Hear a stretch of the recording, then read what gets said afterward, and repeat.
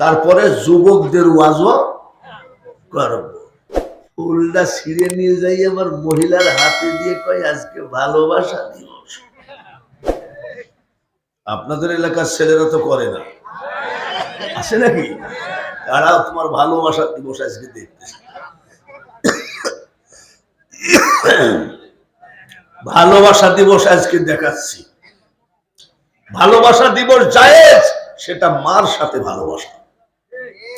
ভালোবাসা দিবস জায়েজ, সেটা বাবার সঙ্গে ভালোবাসা। ভালোবাসা দিবস জায়েজ, সেটা তোমার মসজিদের ইমাম সাহেবের সাথে ভালোবাসা। কেন? আল উলামা ওয়ারাসাতুল। তা শুধু তাই নাকি? আলেমগণ আমার অংশীদার, ওয়ারিস। শুধু তাই না, যারা মাদ্রাসায় পড়ায়, তোমরা তো কয় মোল্লার দৌড় মসজিদ পর্যন্ত। আর আল্লাহ রসুল কয় খায়রুকুম মান তাআল্লামাল কুরআন ওয়া আল্লামাহু, যারা কোরআন শিখে অপরকে শিখায়, তার থেকে ভালো মানুষ পৃথিবীতে একটাও না। ভালোবাসবা আলেমকে? নাই। ভালোবাসবা মাকে? নাই। আমি তোর মার সাথে বলে 6 মাস কথা বলিস নি, তোর ব্যাপার কি? বলে মার সাথে কথা না বললে হবে কি? বোর মার সাথে তোমার সম্পর্ক ভালো আছে। কোন কার মার সাথে? বউয়ের মার সাথে তো সম্পর্ক ভালোই আছে। হ্যাঁ, মাকে ভাত দেয় না, শাশুড়ি কয় আম্মু, আম্মু কেমন আছো? মনে হয় ডাকতে ডাকতে আর থুতি ক্ষয় হয়ে যায়। কোথায় পাইছো তুমি বোর মাকে ভালোবাসতে? বোর মাকে আবার ঘাড়ে ধাক্কা দিয়ে বের করে দিতে বলছি না, বোর মাও মা।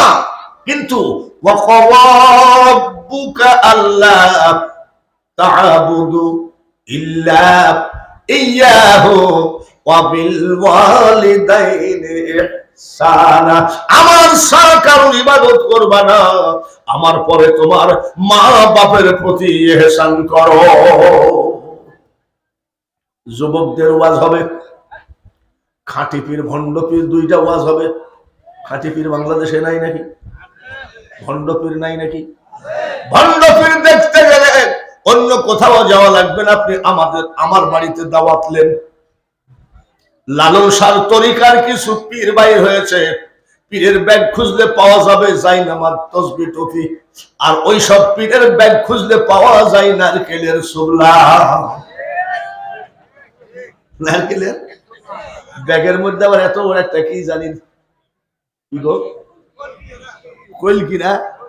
আমি বলছি তোমার ব্যাগে কি দেখি, ওইটা বের করে কয় হুজুর দোয়া করেন, এটা হলো কলকি শরীফ।